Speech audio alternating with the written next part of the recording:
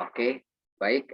Selamat malam untuk kita semuanya. Terima kasih untuk teman-teman yang sedia bersama-sama di sini berkumpul untuk belajar firman Tuhan. Sebelum kita belajar, kita sama-sama tunduk kepala, kita berdoa. Bapa kami dalam surga, Bapa yang baik, terima kasih Tuhan untuk berkat-Mu kepada kami dan penjagaanmu. Saat ini Tuhan, kami kembali lagi akan mempelajari firman-Mu. Berkati kami, berikan tuntunan Roh Kudus Tuhan, sehingga firman yang akan kami pelajari boleh kami mengerti, dan kami boleh ekspresikan dalam kehidupan kami ya Tuhan. Terima kasih Tuhan, murahlah Kau dalam kehidupan kami, dalam nama Yesus kami bawakan doa ini. Amin. Oke, baik. Sekali lagi teman-teman, sebelum kita mulai belajar kita, mungkin dari teman-teman ada yang bisa open game, silakan open game supaya kita bisa saling kenal. Oke, baik. Pelajaran kita malam hari ini, kita akan mempelajari tentang firman Tuhan lagi pastinya, yang berjudul bertumbuh dalam Kristus, ya, bertumbuh dalam Kristus. Jadi pelajaran ini akan merujuk kepada segala sesuatu yang berhubungan dengan kehidupan atau pertumbuhan kita, dan pelajaran ini juga akan memfokuskan kita kepada pertumbuhan kita sendiri, akan hubungan kita dengan Yesus, ya. Karena pertumbuhan itu adalah suatu masalah yang tidak terpisahkan dari kehidupan kita, baik yang bersifat jasmani maupun rohani. Dan juga pertumbuhan itu adalah suatu keadaan yang berkelanjutan, terus-menerus, yang menuju kepada kedewasaan dan yang menghasilkan buah. Jadi pelajaran kita malam hari ini kita akan fokus kepada bertumbuh dalam Kristus. Nah, sebelum saya melanjutkan pelajaran kita, kira-kira menurut teman-teman yang ada di sini, bertumbuh itu seperti apa sih? Ada yang mungkin yang memberikan pendapatnya sederhana saja. Kira-kira bertumbuh itu seperti apa ya?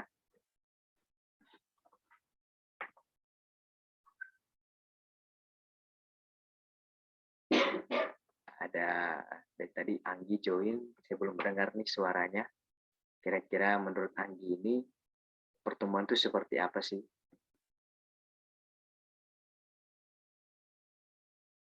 Halo? Dari Anggi?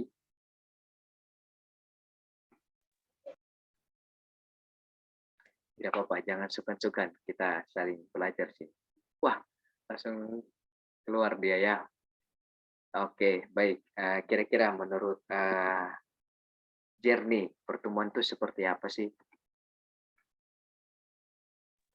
Kalau menurut garis besarnya, bertumbuh itu tuh artinya proses pertumbuhan seseorang atau sesuatu menjadi lebih besar atau lebih berkembang lagi. Tapi kalau menurut saya pribadi, bertumbuh itu adalah menjadi sebenarnya penjelasan saya ini lebih ke berkembang sih ya Bang, tapi kayaknya dibikin ke bertumbuh juga bisa. Jadi kayak kita menjadi pribadi yang lebih baik lagi, mengikuti alur dan yang datang dari lingkungan kita sendiri. Menurut saya seperti itu sih, Bang. Oke, baik. Berarti jadi betul sekali yang disebutkan dan dikatakan oleh Jernih ya, bahwa bertumbuh itu ya bisa dibilang berkembang ya, dengan keadaan di sekitar juga itu dapat mempengaruhi pertumbuhan kita itu sendiri. Nah sekarang tadi kan kita sedikit saya jelaskan di awal bahwa pertumbuhan itu merujuk juga kepada pertumbuhan jasmani dan juga rohani. Nah saat ini kita akan belajar khusus tentang bertumbuh di dalam Kristus. Otomatis ini merujuk kepada kebutuhan rohani kita juga. Nah, kira-kira kalau menurut teman-teman di sini ya, bagaimanakah dapat kita katakan bahwa kehidupan kita sebagai orang yang percaya kepada Tuhan, ya orang-orang yang kehidupannya tertuju kepada Tuhan itu dimulai dari kematian Yesus. Nah, kira-kira menurut teman-teman apakah yang menjadikan satu landasan utama kita bahwa pertumbuhan kehidupan uh, Kristen kita, kehidupan kita kepada Tuhan ini, apakah yang menjadikan landasan utamanya sebagai bahwa kita ini adalah umat-umat yang sebagaimana kita tahu mati dan ditebus oleh Tuhan. Kira-kira apa yang menjadi landasan utamanya sehingga kita bisa disebut sebagai umat Tuhan atau orang Kristen yang sejati? Ada mungkin dari Grace mungkin kira-kira. Tanya tadi gimana? Bagaimanakah kita dapat dikatakan bahwa kehidupan Kristen kita itu landasan bahwa Yesuslah yang mati, Yesuslah yang menyelamatkan kita. Artinya di sini bahwa kalau simpelnya begini, apakah landasan kematian itu menjadikan landasan utama kita sebagai orang Kristen? Kematian Yesus Kristus. Aduh, aku nggak dengar pasti apa yang menjadi landasan kita sebagai orang Kristen. Gimana tadi? Aduh, suara Stephen nggak kedengaran jelas, Stephen. Oke, ulang ya. Sederhananya seperti ini. Apakah yang menjadi landasan utama kita sebagai orang Kristen sejati bahwa Allah itu, Tuhan itu mati untuk kita? Ya, begitu. Dapat atau? Ya. Kalau landasannya kenapa Tuhan itu mati, ya karena dia kan udah berkorban nih, kayu salib, dan kita tahu ceritanya gitu. Dan yang menjadi landasannya ya karena pengorbanannya di kayu salib, menurut aku ya.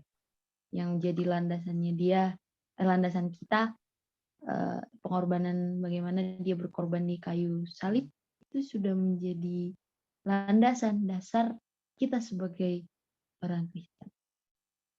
Oke. Mungkin begitu. Baik, terima kasih banyak Grace ya untuk pandangannya. Ya, betul sekali ya bahwa ia sudah mati ke salib.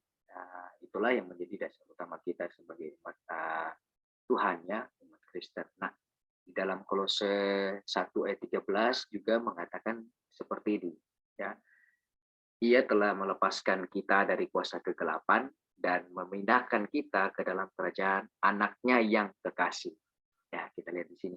Selanjutnya lagi di dalam Roma 8 ayat 1 dikatakan seperti ini. Kita buka sama-sama ya, Roma 8 ayat 1.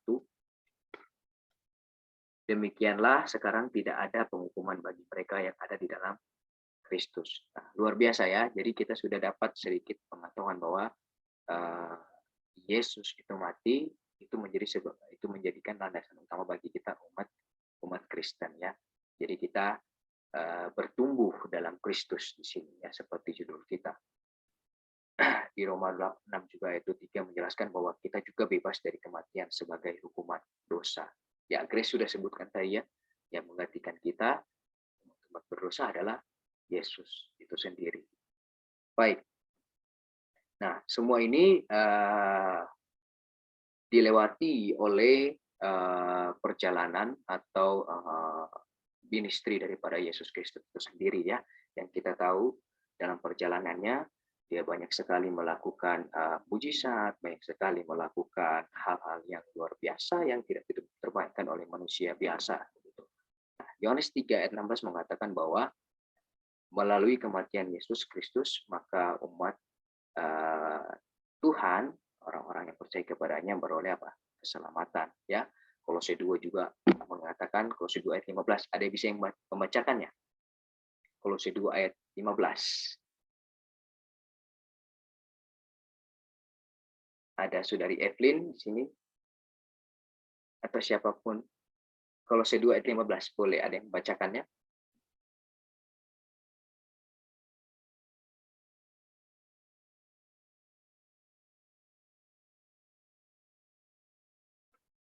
Jernih mungkin boleh bantu baca Kolose 2 ayat 15.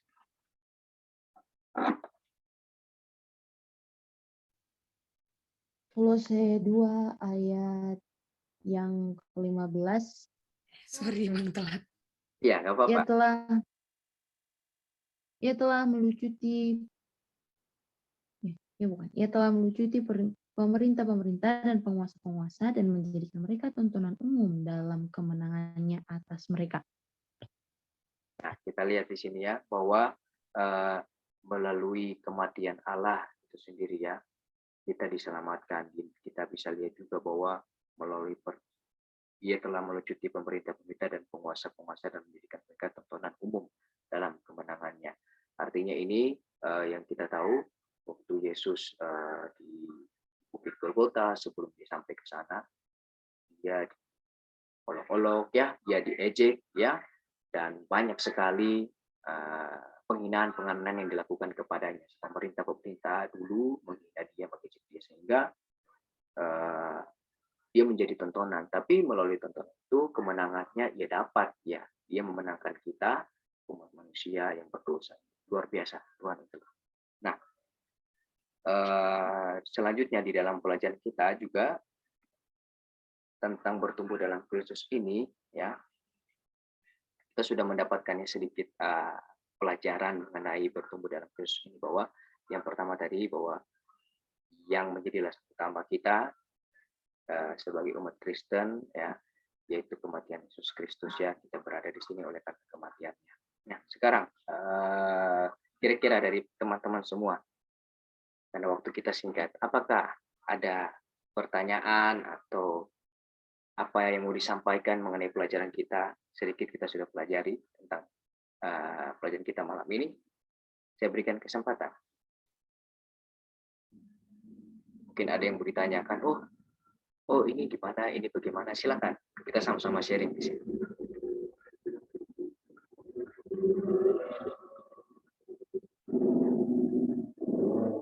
Ada?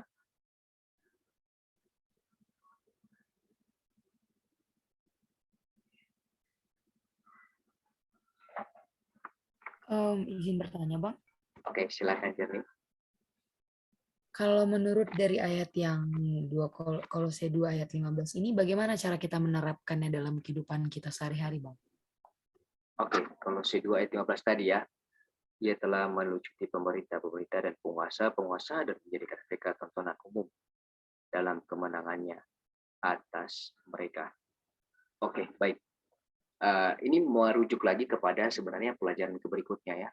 Dikatakan bahwa apa sih yang mungkin bagi kita ya, seseorang mengalami sukacita, pendamaian dan dengan Allah, namun kehidupan yang masih bermusuhan dengan orang lain.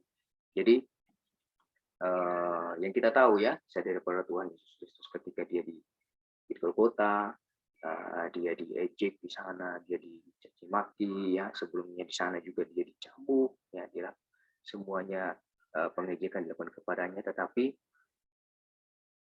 yang kita bisa teladani dari firman Tuhan ini bahwa ya kita akan menderita pasti ya, ketika kita semakin dekat dengan kepada kebenaran, kepada sesuatu yang benar-benar baik, maka yang jahat itu tidak pernah diam diri.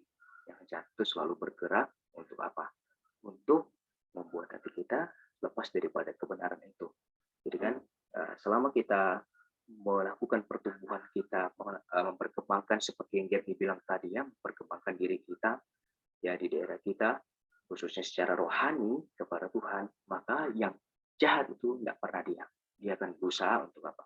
Melakukan penghinaan kepada kita. Tetapi jangan takut ya, selama kita melakukan itu, maka ada sesuatu oknum yang akan membantu kita. Siapa itu? Yaitu dia, Kristus itu sendiri. Dia yang akan membantu kita dalam melewati ini semua. Dan pada akhirnya, sementara dikatakan bahwa mereka, penguasa-penguasa, pemerintah, atau orang-orang si jahat ini melakukan percobaan kepada kita, kita tetap kuat untuk tahan. Tahannya kenapa? Karena Allah di samping kita, karena kita pakai Allah. Ya, kita berikan Allah untuk menguasai diri kita. Jadi selama kita bertumbuh dalam Dia, kita harus juga memberikan diri kita untuk apa? dikuasai olehnya. Bukan saja kita menuruti akan segala perintahnya, tetapi kita tidak memberikan diri kita untuk dikuasai dia. Kalau tidak begitu, maka kembali lagi ya, kemenangan itu tidak mungkin kita dapatkan. Malah gantinya ya kita akan mendapatkan sesuatu hal yang tidak kita inginkan, yang nanti akhirnya kita akan rasa kecewa. Jadi di dalam ayat ini benar-benar menjelaskan kepada kita umat-umatnya bahwa ingat bahwa kita akan mendapat kemenangan. Sementara kita mengejar kemenangan itu, ada sesuatu yang akan dapat menggoda kita. Tapi jangan takut, ada satu oknum lagi yang akan dapat menolong kita untuk terhindar daripada segala godaan-godaan. Mungkin demikian, Jen. Kira-kira. Oke, terima kasih banyak ya Bang. Oke, baik. Ada lagi mungkin dari teman-teman yang lain, ada Evelyn, ada juga Grace.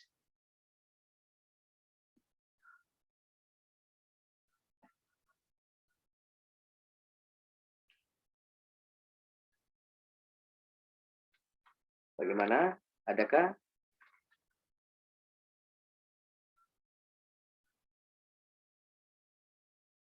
Oh ya, satu lagi tadi mengenai pertanyaan jamnya. Jadi artinya bahwa kita sebagai umat Tuhan memang bukan hanya menuruti ya, tapi juga kita harus ikut menderita dengan Dia. Ikut menderita dengan Dia ini yaitu segala sesuatu godaan, segala sesuatu cemooh, ojekan akan kita terima. Tapi di balik itu semua ada sesuatu yang akan kita terima, yaitu kemuliaannya. Kira-kira demikian. Oke, baik, kita lanjut lagi ya. Nah, sekarang kita kan sudah tahu ya sedikit tentang apa itu bertumbuh dalam Kristus. Yang pertama tadi sudah kita tahu ya, kita berumur dengan Dia, kita memberikan diri kita meyakini bahwa landasan utama kita ada di sini adalah dari kematian Dia. Nah, sekarang sebagai umat-umatnya, ya, kira-kira apa sih yang diharapkan oleh Tuhan itu sendiri kepada kita ketika kita sudah diselamatkan, ketika kita sudah beroleh itu? Dan bagaimana kita boleh mempraktekannya dalam kehidupan kita? Apa yang sudah kita terima daripada Tuhan? Kira-kira ada mungkin pandangan dari teman-teman semua atau tanggapan? Bagaimana?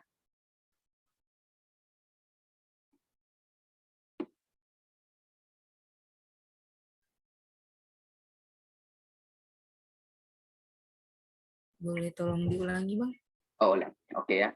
Nah, tadi kan kita sudah sama-sama belajar ya bahwa yang menjadi landasan utama akan kehidupan kita bertemu dengan Tuhan adalah yaitu kematian Tuhan.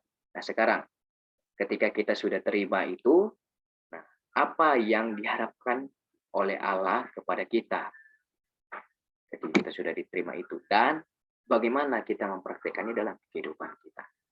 Sederhana saja.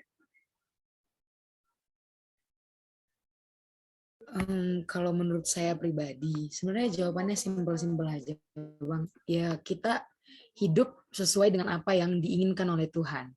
Kita harus hidup dengan apa yang Tuhan mau. Kita hidup untuk Tuhan, kita hidup untuk melayani Tuhan, kita hidup untuk menjalankan apapun yang Tuhan perintahkan berdasarkan apa yang dituliskan di dalam Alkitab. Kalaupun memang kita tidak bisa melakukan itu semua, tapi kita sudah berusaha untuk melakukan itu untuk Tuhan, dan apapun semuanya itu untuk kemuliaan Tuhan. Jadi yang penting itu semua kita adalah mengutamakan Tuhan dalam kehidupan kita. Menurut saya seperti itu, Bang. Betul banget. Oke, baik. Terima kasih banyak Jenny-nya. Ya, betul sekali dari tanggapan Jenny ya. Jadi dari tanggapan Jenny ada satu ayat yang akan menguatkan itu. Kita buka sama-sama di Galatia 2 ayat 20. Mungkin ada yang bisa membacakannya. Galatia 2 ayat 20. Galatia 2 ayat yang ke-20. Galatia 2 ayat 20. Namun aku hidup, tetapi bukan lagi aku sendiri yang hidup, melainkan Kristus yang hidup di dalam aku. Dan hidupku yang kuhidupi sekarang di dalam daging adalah hidup oleh iman dalam anak Allah yang telah mengasihi aku dan menyerahkan dirinya untuk aku. Baik ya, lihat situ ya. Inilah yang kita akan praktikkan kita. Kita harus memposisikan diri kita bahwa saya hari ini hidup bukan saya sendiri, tapi Kristuslah yang hidup di dalam kehidupan saya. Berikutnya ada lagi di Matius 16 ayat 24. Ada mungkin lagi yang bisa bacakan.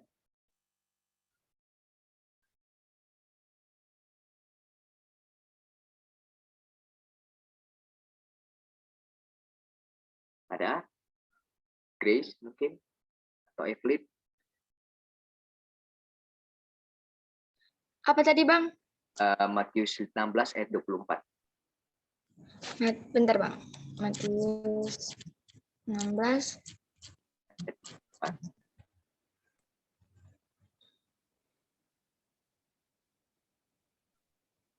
Bentar.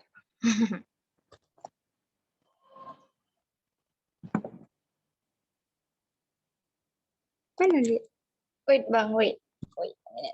Tenang, aman. Lalu Yesus berkata kepada murid-muridnya, setiap orang yang mau mengikut aku, ia harus menyangkal dirinya, memikul salibnya, dan mengikut aku. Itukah? Oke, siap. Terima kasih banyak, Evelyn. Ya, jelas ya. Yang mau mengikut aku, ya artinya yang sudah menerima keselamatan itu, dia harus menyangkal dirinya. Artinya menyangkalnya diri ini artinya apa? Menahan dari segala sesuatu. Ya, tanpa sadar banyak sekali ya kenikmatan dunia ini ya. Banyak sekali sesuatu yang mungkin membuat kita kayak, aduh saya pikir itu. Padahal itu nggak boleh. Padahal itu mungkin tidak selamanya itu baik untuk kita. Jadi biarlah kita boleh sangkal diri kita, tahan diri kita, gantinya kita sangkal itu kita memikul salib Tuhan. Artinya ikut menderita tadi seperti yang saya katakannya dalam pekerjaannya. Dan itulah yang menjadi landasan utama bagaimana kita merespon atau melakukan apa yang diharapkan Allah dan mempraktikannya dalam kehidupan kita. Oke, baik. Sampai sini pelajaran kita ya. Kita sudah mulai mendapatkan lagi nih bahwa ternyata bertumbuh dalam Kristus itu bukan saja kita sadari bahwa Dia adalah oknum yang telah menyelamatkan kita melalui kematiannya, tetapi juga Dia mengharapkan sesuatu kepada kita, ya, untuk kita berbuat kepadanya karena kita sudah menerima apa yang Dia berikan kepada kita, yaitu kasih karunia-Nya, dan berikutnya kita harus praktekkan dalam kehidupan kita. Oke, sekarang saat ini adakah dari teman-teman yang lain yang mungkin mau rindu bertanya atau memberikan tanggapan mengenai pelajaran kita? Ya, saya lihat di sini ada yang baru bergabung, teman kita Sabrianto, Pak Songli, dan juga Jumawan ya, Jona Herianto. Selamat bergabung teman-teman semuanya.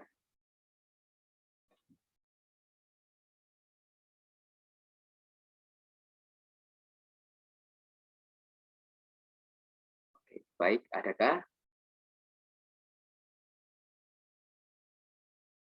Oke, baik ya.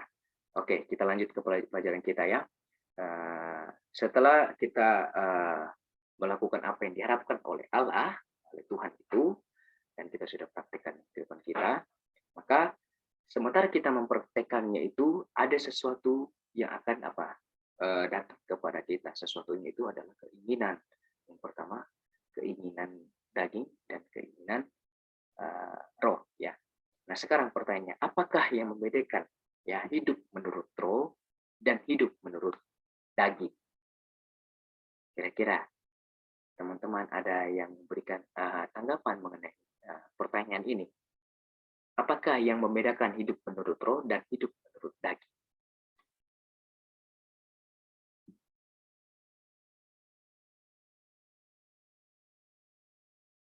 Ada mungkin yang memberikan pandangannya, tanggapannya?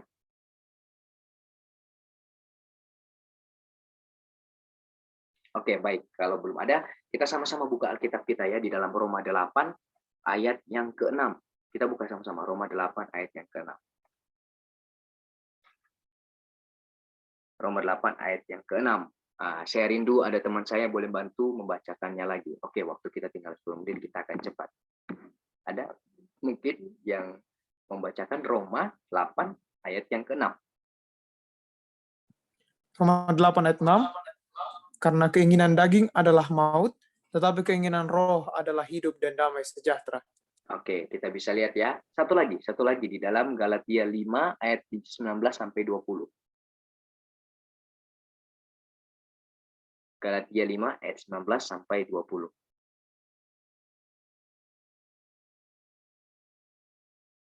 Ada mungkin? Galatia berapa, Bang? Galatia 5 ayat 19 sampai 20.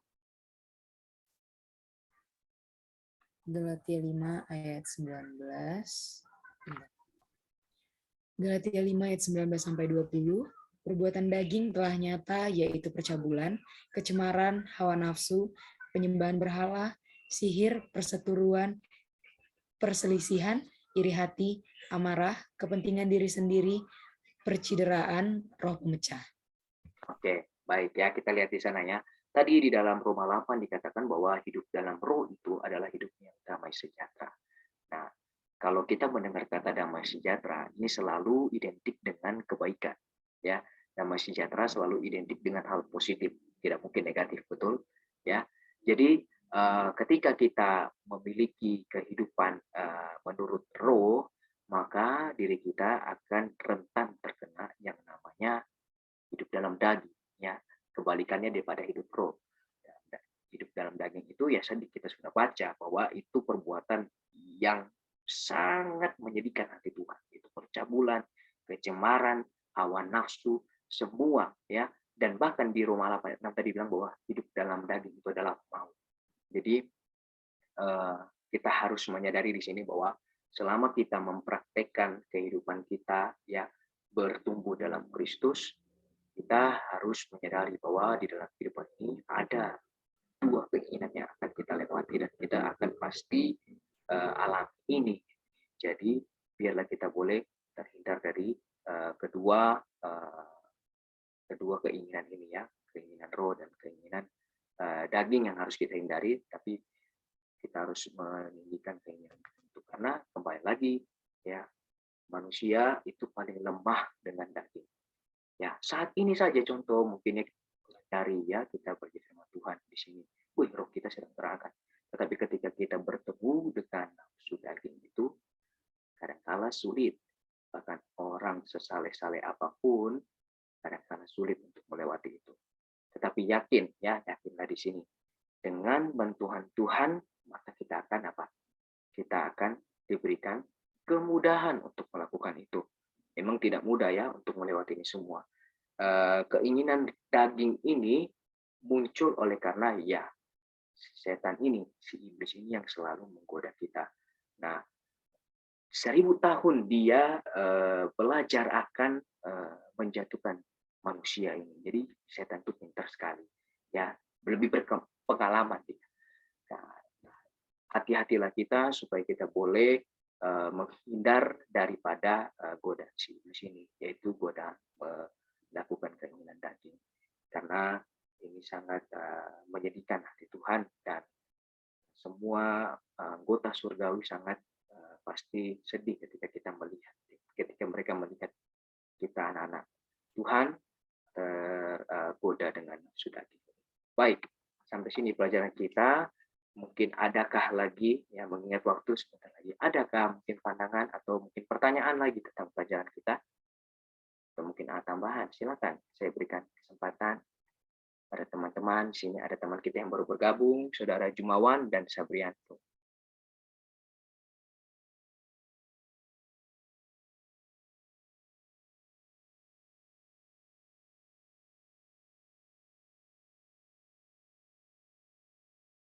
Apakah ada? Atau dari Evelyn, dari Jerny, dari Grace, bagaimana?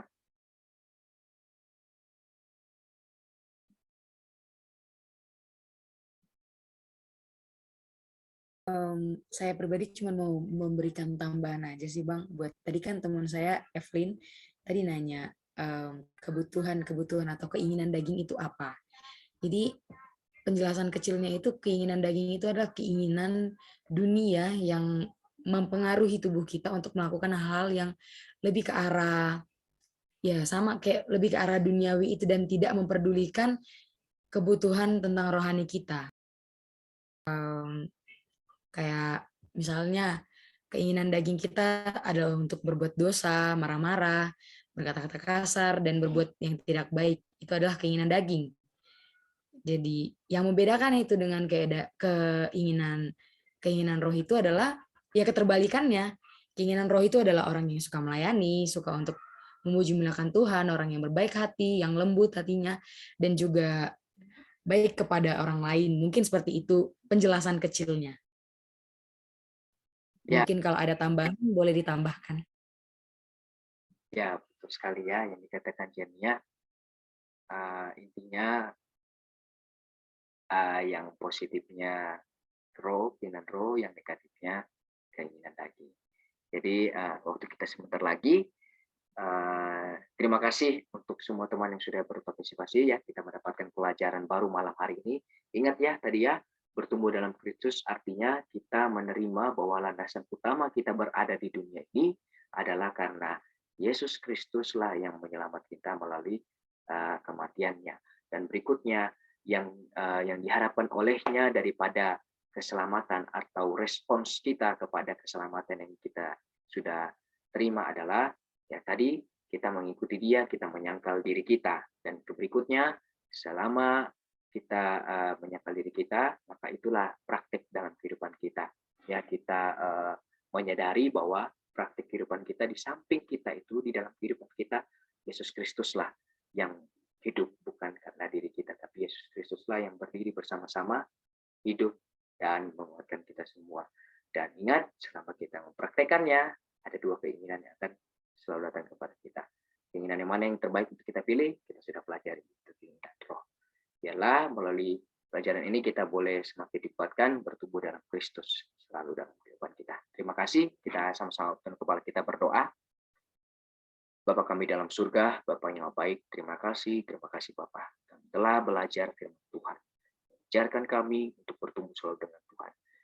Tuhan, Engkau senantiasa mengajarkan kami agar kami boleh memposisikan bahwa diri kami, hidup kami bersama-sama dengan Tuhan saja, dan selama kami ada di dunia ini, biarlah Tuhan boleh melindungi kami dari segala godaan-godaan yang menjatuhkan kami. Terpujilah namamu Tuhan, berkemuliaanlah Engkau, kami akan segera istirahat setelah ini, biarlah Tuhan boleh memberkati kami dalam hidup kami.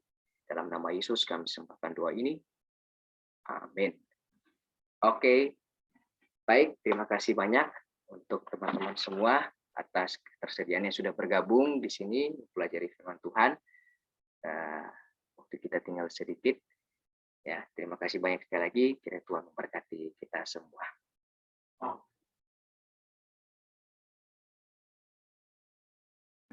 Terima kasih banyak ya, Bang. Oke, Terima kasih, Bang. sama-sama Jernie, sama-sama Evelyn. Terima kasih sudah bergabung. Terima kasih banyak. Sama-sama. Baik, kalau begitu sampai berjumpa lagi di pelajaran-pelajaran berikutnya nanti ya. Tuhan berkati. God bless you. God bless you too, Evelyn.